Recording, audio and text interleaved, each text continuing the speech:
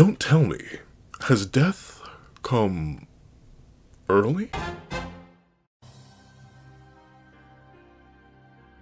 What's up, guys? That guy with a pencil here. Fun fact, I do mean to have it on and keep it on me at all times. And another fun fact.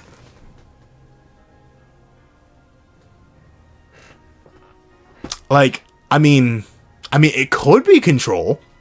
That's the only Horseman. It should be too early for death, and it should be. I'm gonna look up his name. It's gonna bother. Why am I so convinced it's Ryoji? It is Ryoji. Because the Persona 5 guy is Ryuji. I'm an idiot. It is Ryoji. Because the Persona 5 guy is Ryuji. I'm such a fake fan, bro. I'm such a fake. I've never even loaded up a Persona game. Like, never even loaded up a Persona game. I literally only know the characters and the plots and the story so well and the character analysis because of YouTube videos. So, like, I am a fraud, a fake fan. But, like, it's too early for death to be here, according to the prophecy. Unless the prophecy is wrong. It's like, it can't be death. And of course, we saw Fami. We know she's alive. And this isn't Fami. We have Yoru, who we know is War. So, like, unless it's... I saw someone mention in last week's review that this could be Pestilence. It's like, that is, like, another one of the Horsemen. Like, and as a Fortnite fan, I should have known that. I should have clocked that pretty quickly. But I don't know. We'll see. Let's take a look into chapter 196 of Shinsameno, which is literally titled Shinsameno to the Rescue. Let's see, I need a new female voice. Very nervous, very shaky, very uncertain. I'm not sure if it's okay for me to come out and say this, but I feel really bad for you guys. So, very Ryuji coded if this is supposed to have a direct link to death, but not very Ryuji coded in the sense that they're very nervous and anxious. They remind me of... What is their name? I love Fire Emblem 3 Houses what? Bernadetta. They remind me of Bernadetta. Down to their hairstyle, low-key, I ain't gonna lie. But their hair is long. Personality-wise, they remind me straight up of Bernadetta. I feel really, really bad for you guys. Everyone's looking at her like... Nice to meet you too, I guess. Thanks for feeling bad preemptively, though I don't know why you do. Like, I don't know. I'd be like a little bit confused too if someone was like, "I feel so bad for you. You're so whack. You're so ugly. You're so stupid." Like, as a first impression too. I don't know. And like, admittedly, I've had weird first impression interactions. Like, and not even like this was a comment I got from a full-grown adult. Like notably, if a kid comes up and says to me, I'm like, "Oh, well, thank you for your honesty," but like, you also are a kid, so I'm like, I'll take it. But a guy just walked up to me one day and said, "Gang, you're mad ugly." And I was like, me? And he's like, "Yeah, you're really ugly." And I was like, okay. Thank you. This guy looked like me, by the way. Like he wasn't like my brother or anything, but like we had, if anything, we had the exact same build. And I looked at him, and he looked at me, and I looked at him, and I looked at me, and I said, "Thanks. I'll work on it." He's like, "Good." Then he walked off. I have never seen that guy. Admittedly, I was traveling, so like, of course, I'm never gonna see that guy. I've never seen that guy since. But I was like, it stuck with me ever since. I was like, that was multiple years ago. I was like, man, I guess I'm just ugly. So there's not just good first impressions, but there's just memorable first impressions. I remember what the guy looks like, merely because he looked a lot like me, but I was like, darn, guess I'm just ugly. Like, I'm not even saying he was wrong, but it was so unprovoked. And that's what this reminds me of, just like straight up coming into people, especially yelling it. So, I mean, the guy didn't yell. He was very like, "You're just ugly, gang." It was the most casual. It was the most casual I've ever been insulted. And I've been insulted a couple times in my life, and I was like, "Well, all right, I'll work on it." But darn, it's not on my bingo card today. But let's see. Everyone's looking at her like, "Shorty, is you tweaking?" Let's see. But you know what? Honestly, that is a genuinely appropriate reaction in a sense because of their current living scenario. Like, they're literally living through the apocalypse and like still forced to go to school and prepare for a school festival. So like, yeah, I guess you would feel bad, but like, tough noogies, bruh. Everyone feels bad. No one's in a good situation right now, so I guess they're like, oh, okay. So you're gonna help us on the school project, or like what? Like, hey, like this festival banner ain't gonna make itself, dog. So like, You can pick up or shut up, gang. But gotta keep living. Gotta keep, and that's the thing, right? And that's my biggest philosophy, especially like generally now in life. It's like, man, life is rough. Life is hard. Sometimes you don't want to go to work. Sometimes you don't want to get out of bed. Sometimes you just don't want to do anything. But man, that paper ain't gonna make itself. Bills ain't gonna spontaneously disappear. You're running on a limited timer anyway, and that timer can be cut short at complete random. So sometimes you just gotta keep living. Obviously, I don't say live recklessly or super risk your life. I'm not that kind of guy. I'm not the kind of guy who will tell you, like, go skydiving with no parachute. Like, no. If you're gonna skydive with a parachute. Make sure you do it safely. Follow the proper procedures. Like, have an expert with you. Like do things right. That's a dog. But do things right. Don't just while out. But live life. It's beautiful. It's fun. It's nice. It's agreeable. Like you got a life. You might as well live it. All right, you kids can take it from here. Just no care. Slams the door shut and leaves. Let's see. Yep, and then right back to working. Let's see. Oh, she's crying. You know, despite being a guy who was an actor, it is so hard for me to like cry on command. I can't do it. I don't know why. I've never been able to do it. I gotta learn how. Like, I've been able to like force it out in like the weirdest times I try to, but like, I don't know. I can't immediately cry on command. Can any of y'all cry on command? I have no idea how to pull out the crocodile tears. It's very impressive. It's impressive to me that people can. Oh, she's bawling her eyes out.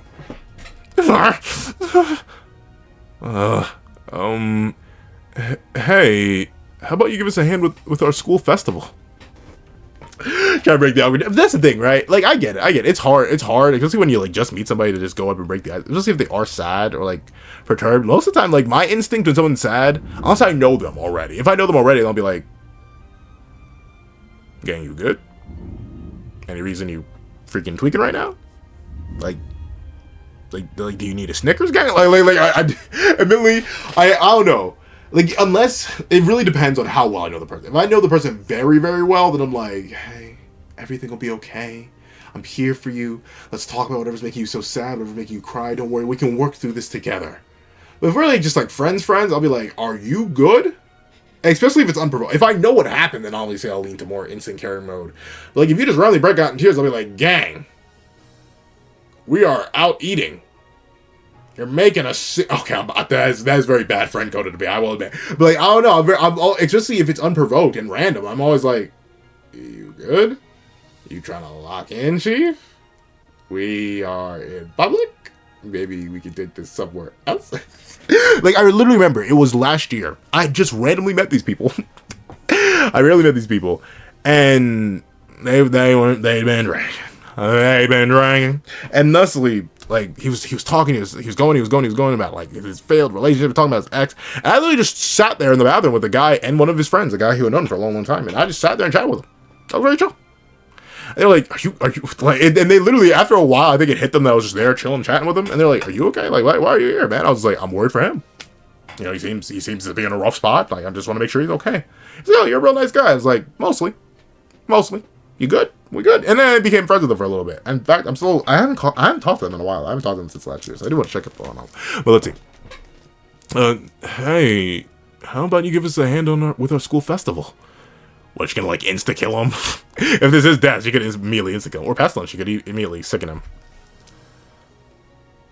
If I can save you guys with that. Oh, okay. I swear, if death in this universe has a savior complex, I mean, it wouldn't be the craziest subversion that Fujimoto's done so far. Well, okay then. Can you take those trash bags out to the incinerator for us?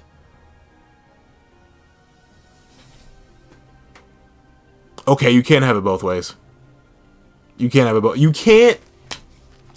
See, I mean, once again, if this is death or pestilence, I could see them being very high and mighty. And then again, all the horsemen so far have been like quite arrogant and quite self-assured. So it does make sense that whoever this is like this. But like, honestly, you want to get on my nerve? Be all like, oh no, I believe in helping all those who can. I want to help as many people as I can. I want to do the best I can. I want to be a good, I want to be a saint. I want to be loved and beloved. I want to help you guys so much. And then you actually like fold and you're like, oh, hey, fine. Can you help me with this? And like, no, that's not good enough for me. Like that has happened to me so many times in my life where I've just been like, okay, I'll do it myself. This will be notated for later. like I'll just load it into the doc and be like, okay, all right, be that way. Either way, don't worry. I got your number. so I can't rock with that. Let's see. Asking me to do a job anyone could do is a waste of my superior talents, though. Like, gang. Like, you know what? I do get it. You are literally a horseman's, like, I understand outside the narrative. Yes, you do literally have superior biological, supernatural talents, but, like, why offer to help? Or, like, why feel bad? Like, help in the ways that you can. Like, I don't know. I'm much stronger. Well, actually, no, in my friend group, actually, I'm, like, 5th strongest. Like, out of all my friends, I'm not the guy. Like, I know some people who, like, could genuinely solo their friend group. We have a guy in our friend group who, like, as long as we don't jump him, he could probably run the homie gauntlet, which is crazy to think about, but he is that strong. Like, he is that strong, and he knows how to fight, so he could literally run the homie gauntlet. But I'm physically strong to a decent point at this point. But, like, even if it doesn't take the upper limits of my strength or my superior talents, I'ma still do it. Especially if I want to help you guys. If I feel bad for somebody, I want to help. Or even if I don't feel bad for somebody, I just like helping people. So, like, whatever you are, kind of rude. Let's see. This guy's reaction is mine exactly. A sweat drop and like, really? You know, this guy's just shocked. Let's see.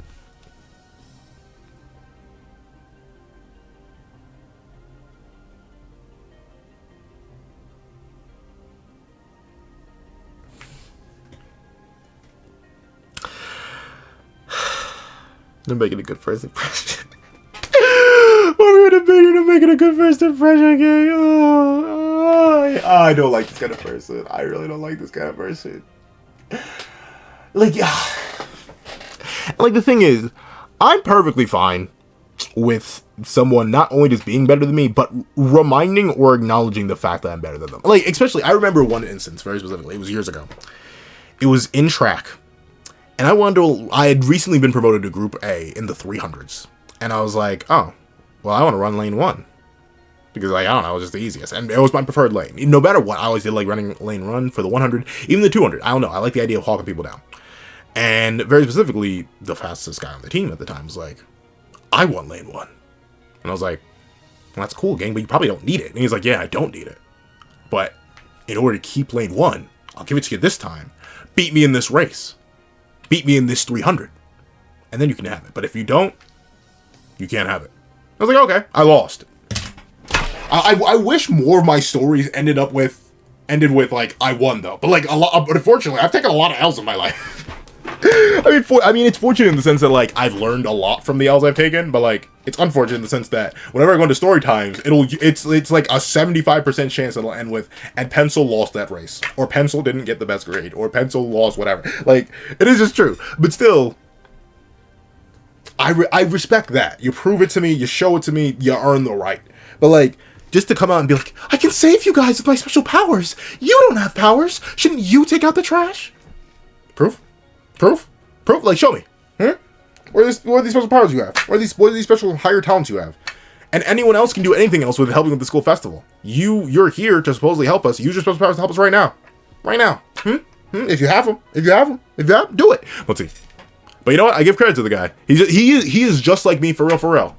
See it, get annoyed by it, take a deep breath, and keep it pushing, because it's literally not worth it. Like it is never that deep to react to someone like that. If they're, and you know what? I get being arrogant, I get being proud, especially if you are special or unique in some way, but like, I'm very much a guy of like, I have unique traits, I have unique abilities, I've been praised for quote-unquote special talents I have. I'm human. Admittedly, she's literally not human, she's a horseman, but like, I'm human, you're human, We're all human. Fine, I'll take out the trash. Fine, I'll do the project. Fine, I'll make the presentation. Fine. I don't know. I'm not. I've learned, especially as I've gotten older. I may have been more confrontational when I was younger, but like as I've gotten older, I've faded so far from any confrontation. I fold instantly. Like one of the biggest reasons I never got into a fight is I'm like, you got it, gang. You got it. I want nary a bit of smoke with you. Yes, you are big dog. Yes, you are big G. Yes, you're big homie. Yes, you the top dog of the town. You got it, gang. You got it. We good? Okay. I'm happy. Enjoy your blown up ego. Dude, like, I don't know. I'm never a kind of person who resort to conflict, verbal or not. Oh, thank goodness. One less thing to worry about.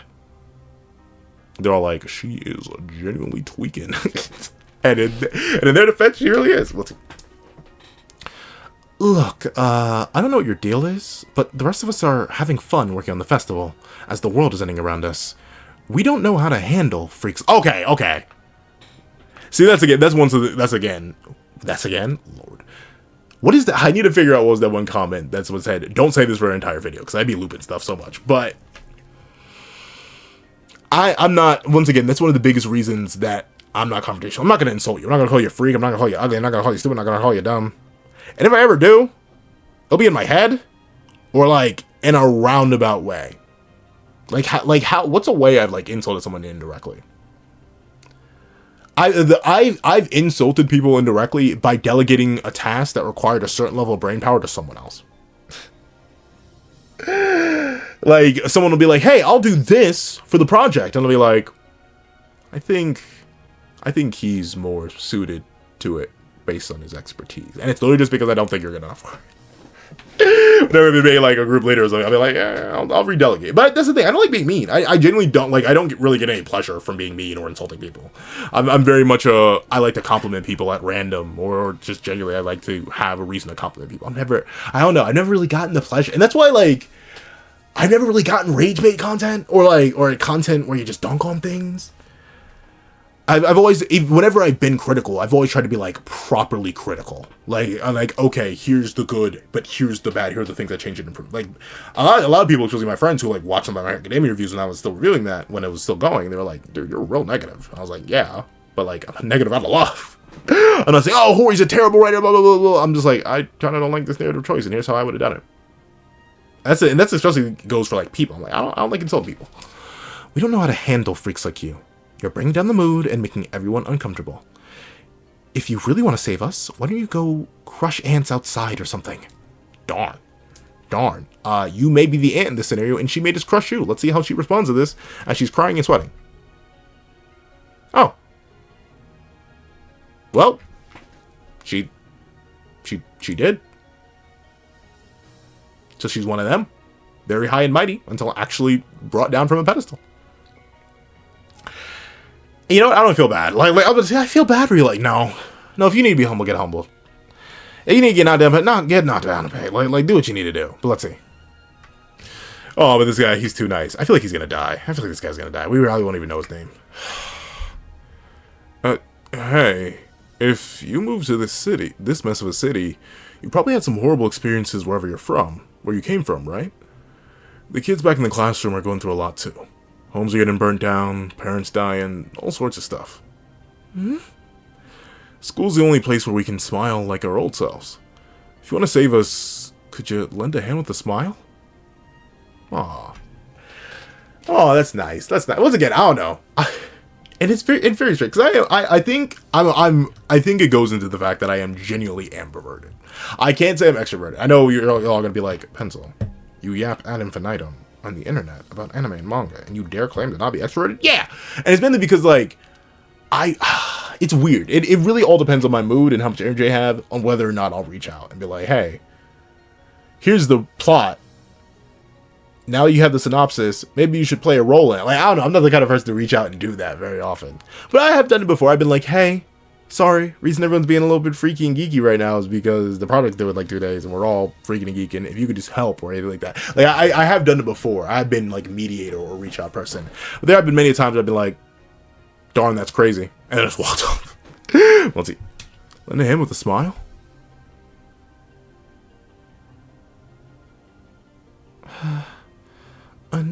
Unfortunately, as things are, the festival's sure to fail. Huh? But I have the power to save you guys. Are you Death? Are you Death? Or once again, are you very Persona 3 Ryoji coded? Or like you're an emissary, but not actually Death itself? Let me know. Or are you Pestilence? Let's see. But, I have the power to save you guys.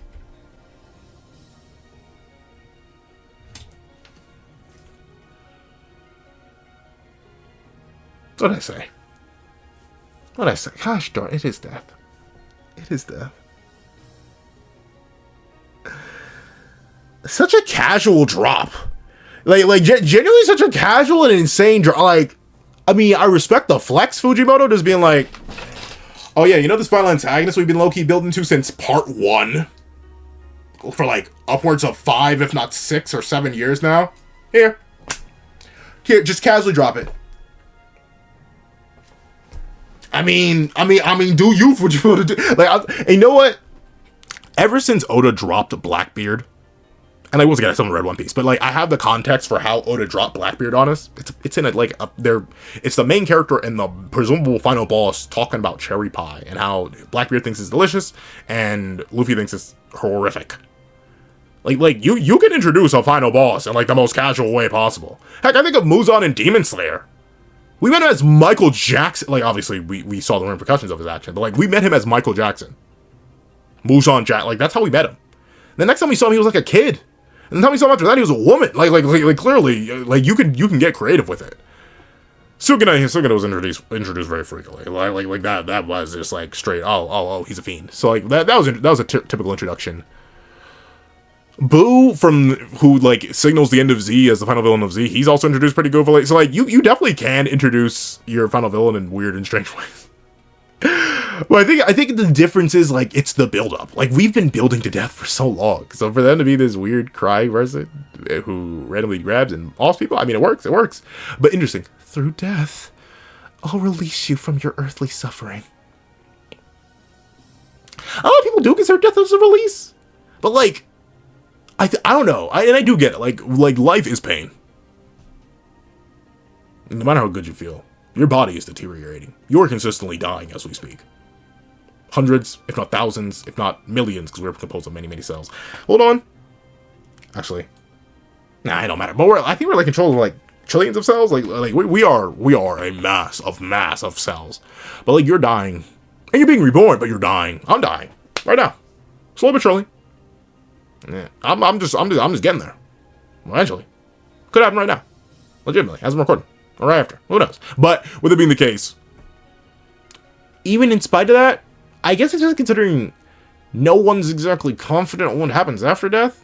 I'd rather take suffering than nothingness. Like, I don't know for concrete certain where my soul goes, where I go. I mean, like, that's the thing. Even if, like, I was told, oh, yeah, BT Dubs, your like, immortal soul will live on forever. I'm like, okay, but my body, though? Like, a lot of me is defined by my body. Of course, my mentality and who I am is defined by, like, my mental and arguably my soul. But, like, my physique, I'm just like the gains of the physique, but, like, literally my body has defined a lot of my experiences and who I am and how I perceive them and how I've interacted with others. So, like, losing the body also didn't sound fun. So I don't know. Release me from my earthly suffering? Nah, I'm good. But let's see. She insta-kills the guy who was nice to her. Let's see. She's still crying, though.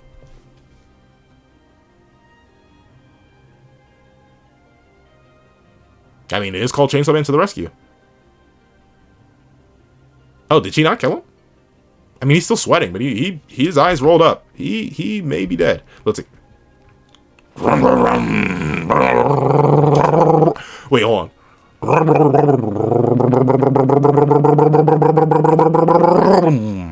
That does look like full Pochita Chainsaw Man, but it's probably just regular Denji. Oh no! Oh, ooh, that's probably Pochita. Yeah, maybe it's regular. Yeah, nah, it's just regular Chainsaw Man Denji. Let's see. What? Chainsaw Man? Listen up! Listen up! Somebody's calling for help with a heart that burns to right wrongs. Okay, so this is definitely not Denji or Pochita. Let's see.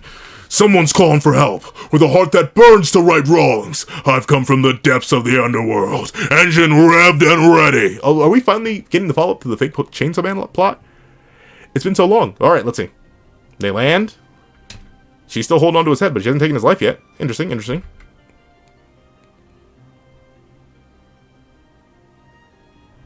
Alright. I'll save you too. But the thing is, did you save the guy? Like he's still alive. Unless you meant to, like, drain his life and then just got in trouble. I don't know, like, what's your name? Is it just Death? I just call you Death? Let's see. I'll save you too. Defeating D's with D powers. Delivering justice with the power of justice. That's right. My name is...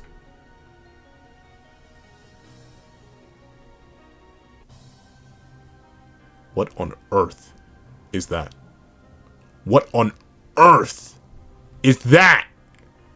It hurts to look at. I'm not looking at it. Why is it so small? Am I tweaking or is it really tiny? Oh, maybe knelt down. Okay. Give me a second. There's so much to process. I don't know how Fujimoto makes like six... What? This is what? A 14-page chapter, but there's so much to process. Hold on. Let me think. Okay, so clearly this woman is Death. Like she just has to be Death. Maybe she doesn't have her powers yet. She claims to have special powers, but the guy's still alive. So like she didn't actually release him from the bone recoil, so he's presumably fine for now. I guess this is the fake Chainsaw Man. If I had to hazard a guess why he looks like this, why he seems so D-ish, I'm assuming that he is very specifically, obviously not our Chainsaw Man, as in Denji or Pochita. Interesting that he does have the Pochita scale arms and the flesh cape and whatever, but I'm guessing this is the Chainsaw Man D. Like a lot of people were theorizing the fake Chainsaw Man truly was.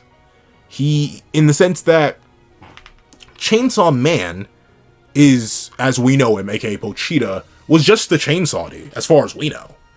But he started getting called Chainsaw Man because, you know, he fused with Denji, bada bing, bada boom, and Makima called him that. But, like, Chainsaw Man never actually had a D. But now that the fear of Chainsaw Man has become solid enough and real enough and concrete enough, it spawned an actual Chainsaw Man D. And presumably it's just been getting stronger and stronger. Which does make me wonder, have Denji / Pochita's gains been suffering because of this guy? Do they both get stronger? I don't know. But I'll admit, the design is pretty metal. I do like that he himself is mostly made out of, like, hard bone structure. Even what looks like his musculature seems to just be, like, hard skeletal material. And I like that the only meaty flesh on him, and I even like the, like, double-eyed skull here, like he has supposed to have 4 eyes. But I do like the flesh cape, too. It's throbbing, it's pulsing, it's looking interesting. So, overall, a W chapter, if a crazy one, Alright, we got Death and Chainsaw. In fact, literally, if you've been all the way to the end of this video, leave Death and Chainsaw in the comment section down below. I'd like to thank you so much for watching. Please remember to leave a like, share, comment, and subscribe. And make sure you hit that little notification bell so you can help us out on any videos that come to the channel. Also, I do have a Patreon down below where you can support me for as low as $1 a month, taking things like exclusive videos, early content, and more. You can also now become a member of the channel for as low as $3 a month to get the same perks and more. So those perks include the live reactions to every series I have to review, ad-free variations of all my videos, and if you become a $25 patron or a $25 member, you can order whatever video you want. Also, you have a link to my Ko-Fi in the description down below, where you can drop 5 things for a short video, 20 minutes for a long video, or any means at all. Any support is always greatly appreciated. Now, I'd like to thank you so much for watching once again, and I hope you guys have a wonderful day. This is that guy with the pencil, writing off.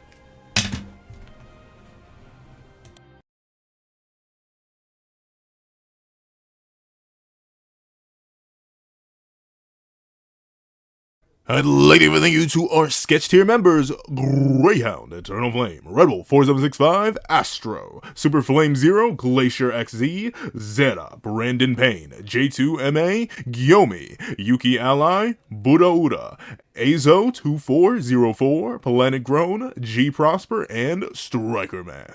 Then I'd like to thank you to our line art tier patrons, Sean, Nirvana Igneel, Midnight Lord 21, Kevin Encarnacion, and A+A. And I'd like to give a big old thank you to our Ink tier members, Fine, Austin Wimberly, A Uchiha, Carlo Alaimo, and Grim.